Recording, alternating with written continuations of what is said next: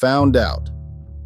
My married husband cheated on me right before 10-year anniversary trip. Hey Redditors, this is going to be different from the previous posts that I had posted regarding my perfect, beautiful life that I had been living. This is a revelation of the brutal truth about how my husband had been cheating on me and how I came to find the truth. Let's roll. For those of you who don't know me, my name is Aria. I am 35 and married to Steven, who is 40. We had a beautiful marriage up until last week. I know I have been hyping about my 10-year anniversary for a couple of weeks now, but things took a drastic turn last week when I found out that my husband had been cheating on me. I am here to tell my story and am open for any advice or opinion you guys have for me. Let me give you a background about me and Steven for you to decide better. Steven and I met each other by accident. It was a hilarious encounter. I was on my way to meet a potential suitor for myself, and he was here to interview someone for the post of a personal assistant. I made my way inside the cafe and without any second guessing, walked towards his table and seated myself. He was a little amused by my non-causal behavior. We introduced ourselves and he started asking me questions about my work experience.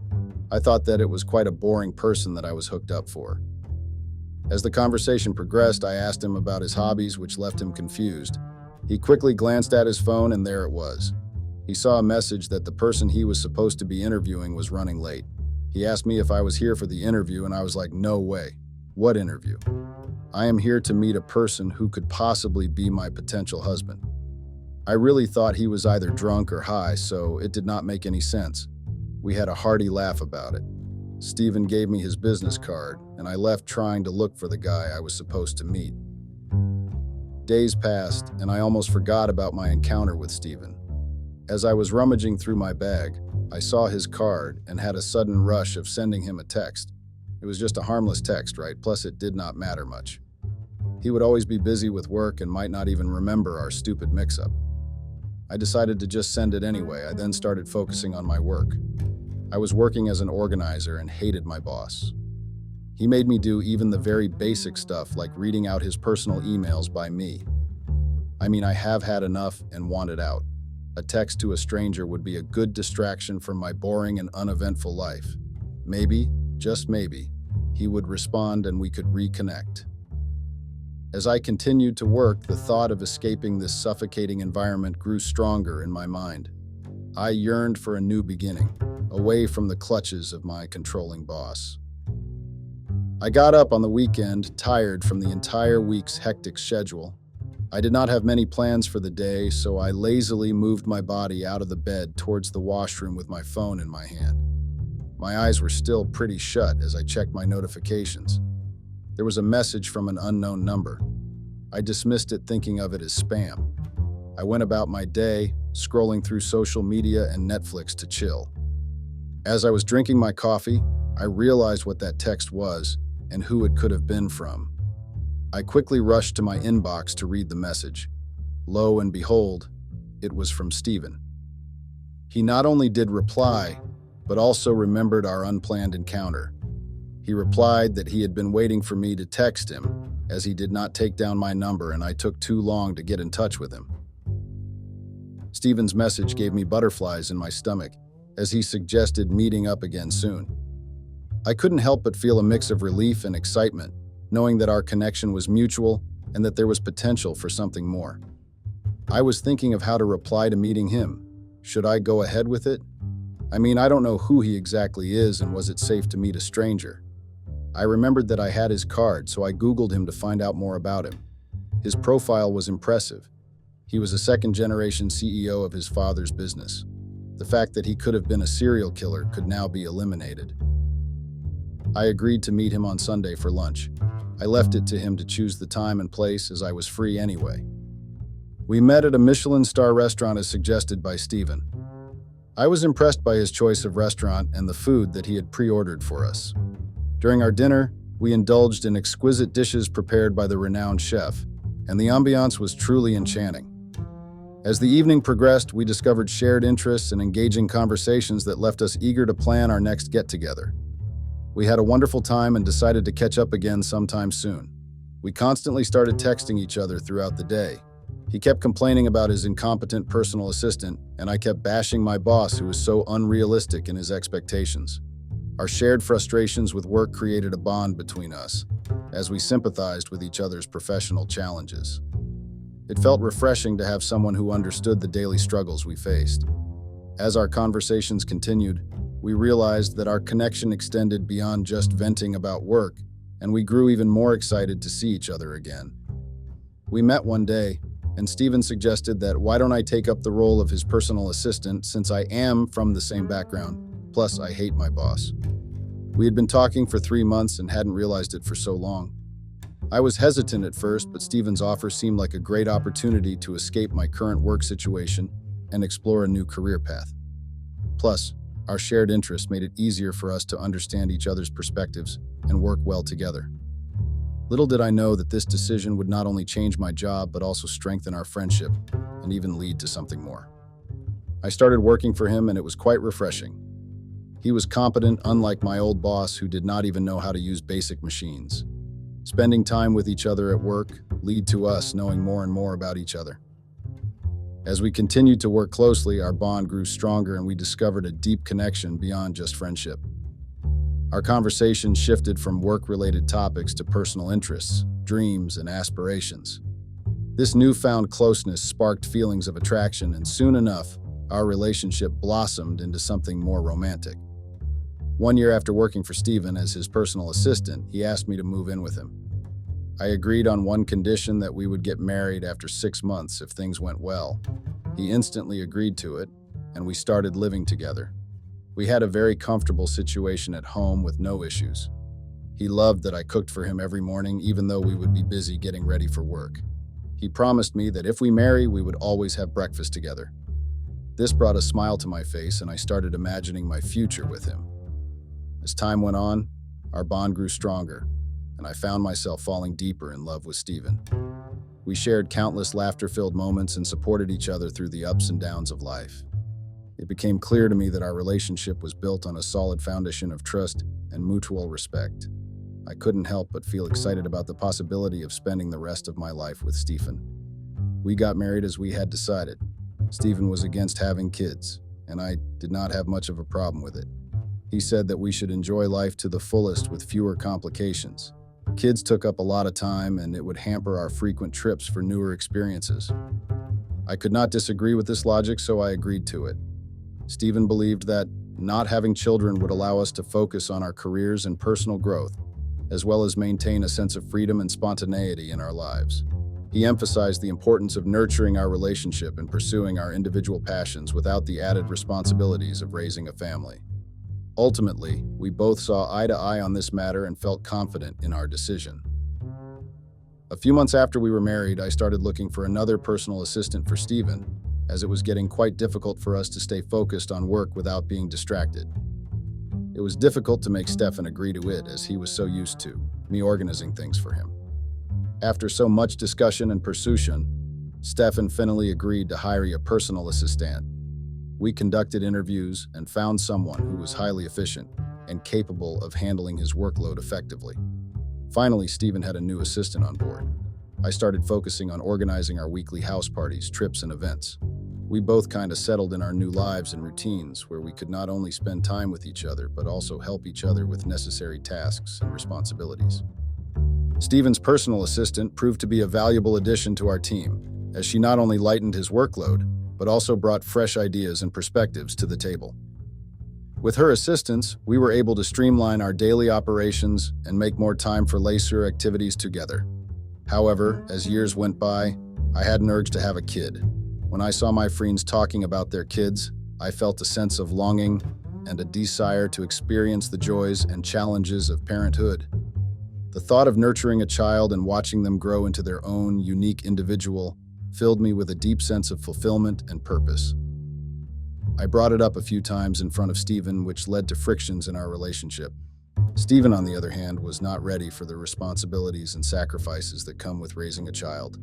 He had different priorities and goals in life, which caused tension between us.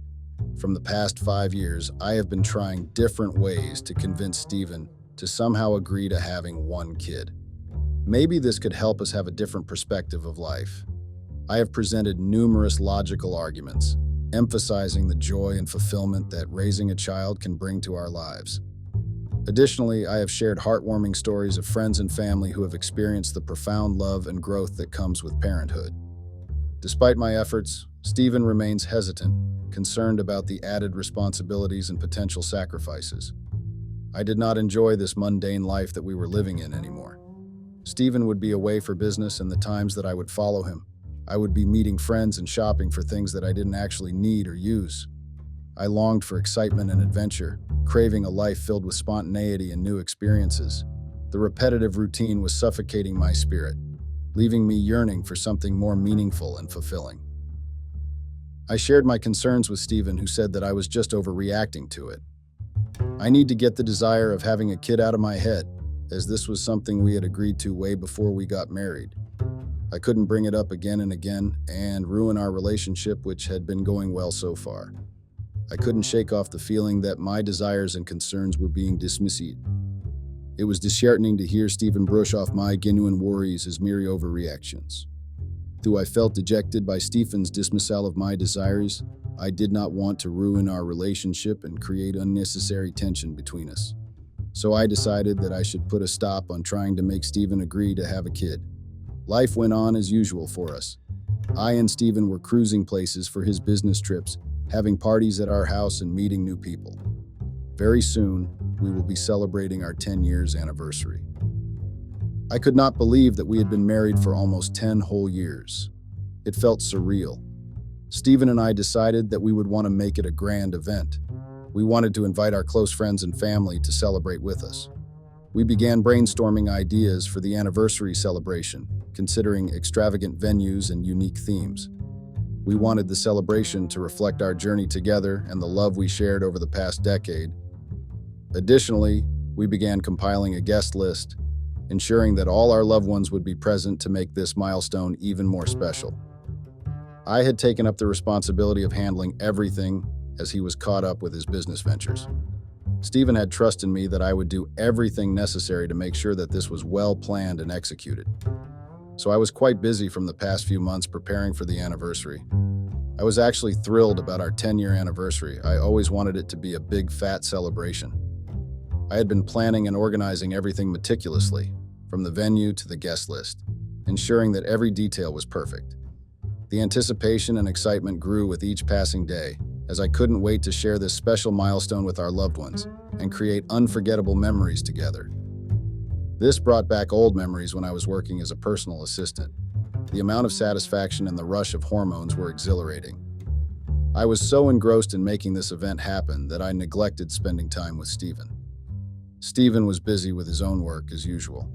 I decided to take a break from the preparations and spend some time with Stephen. I had placed all the orders for the arrangements, and there was nothing much I could do till things were delivered. I wanted to know how things are going with Stephen at the work front. That is when I started noticing that Stephen had been distancing himself from all the preparations. I understand that I get a little too involved in all these things as I want everything to be perfect. I can be a pain at times, but I was doing it for us. He could show some appreciation and interest in it. However, I couldn't help but feel hurt and unappreciated when Stephen continuously showed disinterest and detachment. I know that I had assured him that I would handle everything, but at least he could be a little more excited about the event. It made me question if he truly valued our relationship and the effort I put into making our shared experiences special.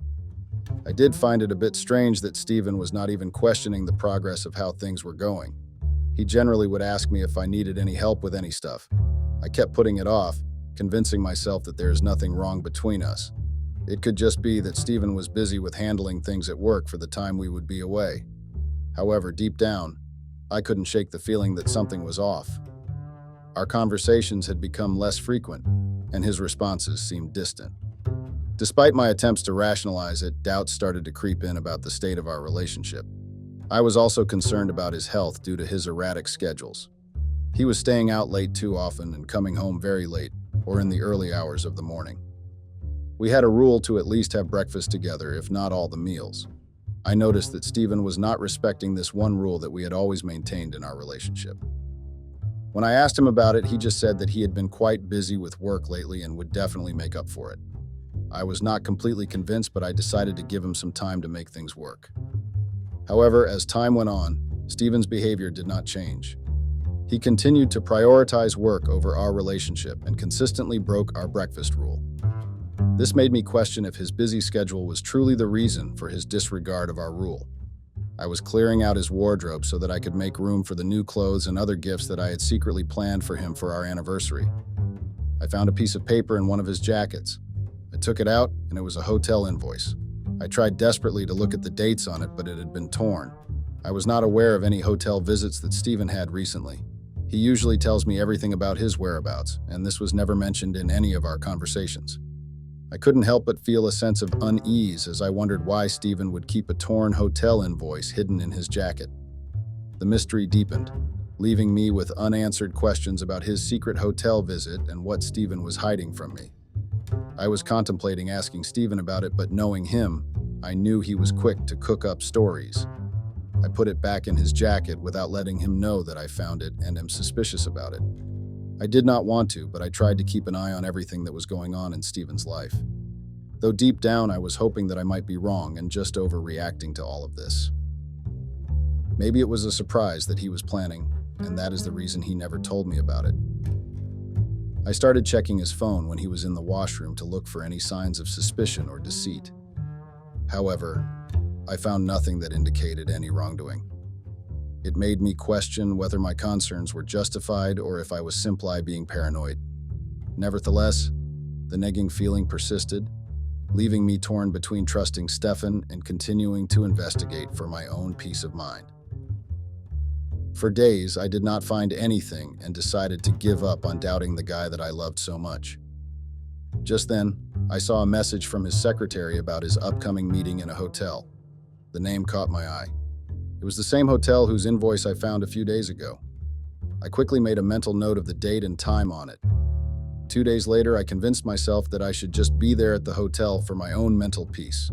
Just see for myself that there was nothing wrong so that I could stop all this that I was doing. I reached the hotel well in advance to avoid being caught by Stephen.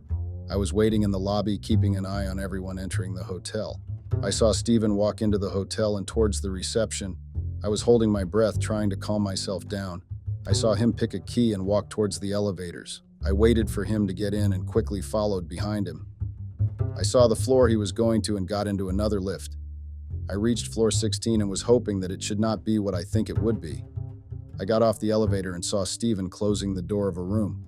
I got the glance of a beautiful and young girl who hugged him and showed him inside. I froze in my tracks, not knowing what to do. Should I knock on the door? Should I just leave? I was sobbing hysterically, not knowing how to process this information. My head was spinning and I needed a break. I decided to go back to the lobby to collect myself.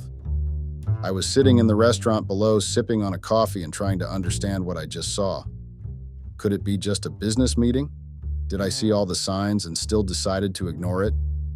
Yes, I know Stephen had been distant for a couple of days, but it could just be work-related stress, right? After I had my coffee, I decided that I needed to go and see for myself if there was something going on. I can't just sit here and keep speculating and filling my mind with garbage. I took a deep breath and took the elevator upstairs. I went to the room Stephen was seen entering into and knocked on it.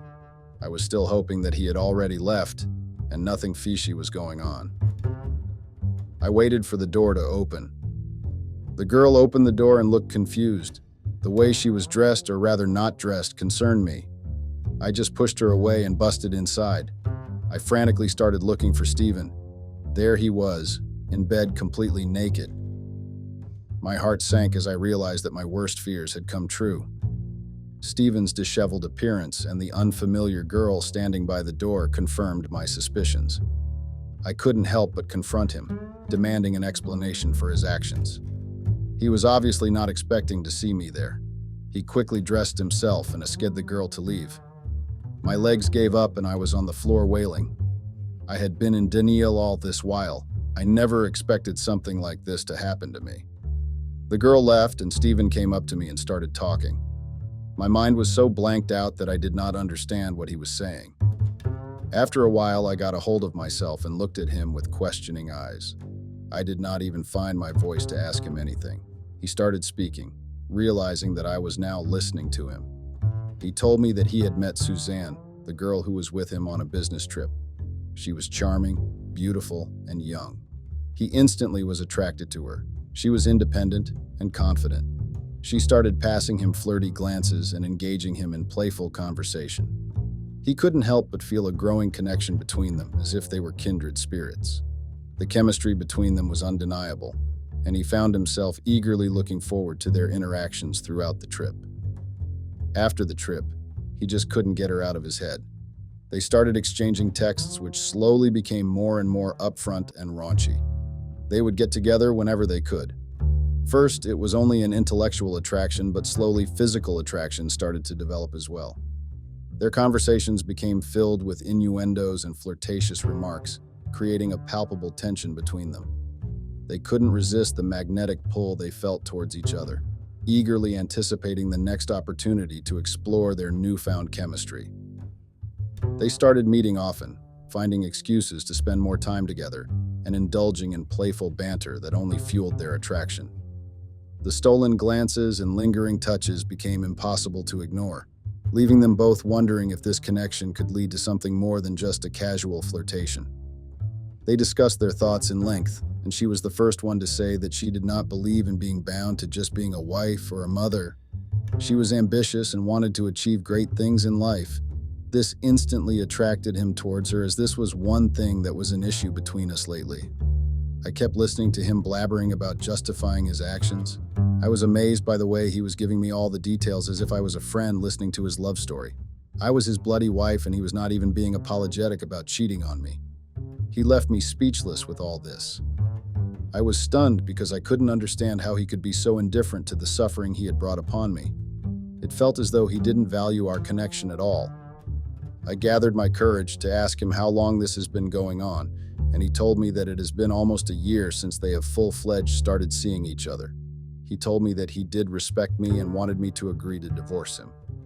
He wanted to spend the rest of his life with her, since they share the same beliefs and ambitions in life. After listening to all of his reasons for cheating on me, I was starting to doubt myself. Was I at fault here? Was I such a toxic wife that led him to cheat on me? These thoughts consumed my mind, making me question my worth and contribution to our relationship. However, deep down, I knew that no matter the circumstances, infidelity is a choice one makes and does not justify blaming myself entirely.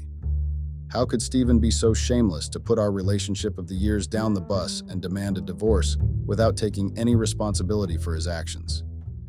It was clear that Stephen's decision to cheat on me was a reflection of his own character flaws and lack of commitment, rather than any shortcomings on my part. I realized that I deserved better than someone who would betray our trust so easily, and it was time to prioritize my own happiness and move on from this toxic relationship. There were 2 weeks left for our big event, and this could not be happening right now. No. I can't deal with this now. I don't want it to ruin my several months-long preparation for our 10-year anniversary. I had sent out the invites already. Everyone had RSVP'd themselves. I am not in a mental state to host this event. I had put so much effort into making this event perfect, from choosing the venue to planning the menu and entertainment. It feels overwhelming to think that all my hard work might go to waste because of this unexpected revelation. That is my story. I am now devastated and heartbroken with all that I had to deal with in the past few weeks. I need advice from you guys if I should go ahead with the event or just cancel everything. Please let me know your thoughts and opinions on this. Also, what should I do about my relationship with Stephen? Should I agree to his demands of a divorce and just move on with my life? I am so lost, as I never thought that my life would turn out this way. Update. Stephen and I had mutually decided not to cancel the event, as we had sent out invites to everyone across the globe. We couldn't just cancel everything 1 week before our anniversary and cause inconvenience to everyone. I wanted a distraction to get away from this reality crashing down on me. I needed this to give me time to process everything that was happening and find some solace amidst the chaos.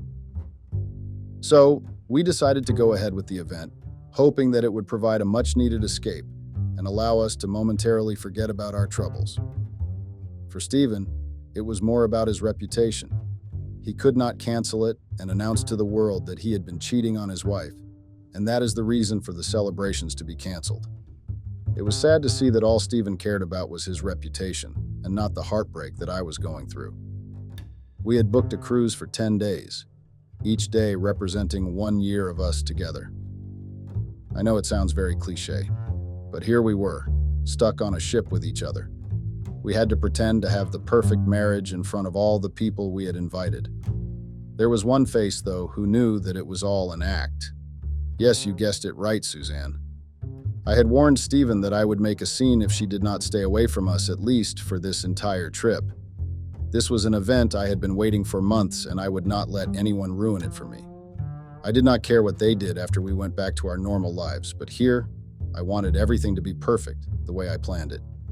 After going through all your comments, I decided to follow your advice and not divorce my husband. If this is what he wants, then yes, I should not be giving it to him. The way they had been seeing each other for more than a year, making a fool out of me. It would be difficult for me to get out of my denial and accept it. Though I knew that our relationship was over, I still wanted to let my husband know that it was not as easy to dispose of me as he had expected. I wanted to remind him that I did not marry him for his money or the comfort that he provided me with. I had also been an independent woman when he met me. I wanted to give him a tough fight till the end. I denied all his demands for a mutual divorce. I knew that money was something that would not be a concern to him, but his reputation was something he cared about deeply. All his previous proposals for a divorce mentioned that I could keep all the property that I wished to, but sign an NDA in return. I replied back stating that divorce is something I wasn't looking forward to. I wanted to stay married to him even after his betrayal. I knew that it would be impossible for us to live under the same roof. But at the same time, I did not want to give him the satisfaction of living with another woman. I believed that by staying married, I could protect my reputation and prevent him from moving on so easily. I wanted him to know that he could not just cheat on me and walk away with any consequences. I continued living in the same house. I started making more and more appearances at work. I started looking into various aspects of business, making sure I attended all the important meetings, especially the ones that involved Suzanne being present. I wanted to make her realize that she was still a mistress and had no rights both on Stephen and on the company. It was going to be a power struggle between me and Suzanne. I could see Stephen being visibly uncomfortable with my presence, but there was nothing he could do. He could not deny that I was his wife, nor acknowledge that Suzanne was his girlfriend. I was enjoying his struggle with his relationship with Suzanne. I was an audience to their constant arguments involving me. It was giving me immense pleasure to see that Stephen and Suzanne were struggling to keep the peace in their relationship. I had my own agreement with Stephen carved out, which did not allow him to take any trips in my absence. He was to come home each and every single night after his work. He had to keep me happy at all costs so that I do not publicize his affair and lead to rumors about him and Susanna. I wanted him to regret his decision of cheating with me without being thoughtful of the consequences it would bring. He was now stuck between either saving his cute little fling or his reputation. On the other hand, Suzanne was getting more and more impatient with my gaining popularity at work. I was the one calling the shots. Everything had to be passed only after my approval. I was making things difficult for her at work. Stephen had advised her to stay away from our company for a while till things died down, and our divorce was finalized. I gave her a triumphant look as she exited the building. As Suzanne left, I couldn't help but feel a sense of satisfaction, knowing that I had successfully asserted my dominance in the workplace. I went back home and had a peaceful sleep that day. I had a sense of accomplishment with this small win after a long time. Stephen was waiting for me in the morning for breakfast. This was the first time in months that we would be having breakfast together. As we sat down, Stephen pushed a pile of papers for mutual consent to divorce. I took the papers and told him that I will get back to him after discussing with my lawyers. Stephen looked disappointed but nodded in understanding. The weight of the divorce papers hung heavy in the air, casting a shadow over our breakfast. It was clear that this decision marked the end of an era in our relationship, and I couldn't help but feel a mix of sadness and relief as I contemplated what lay ahead.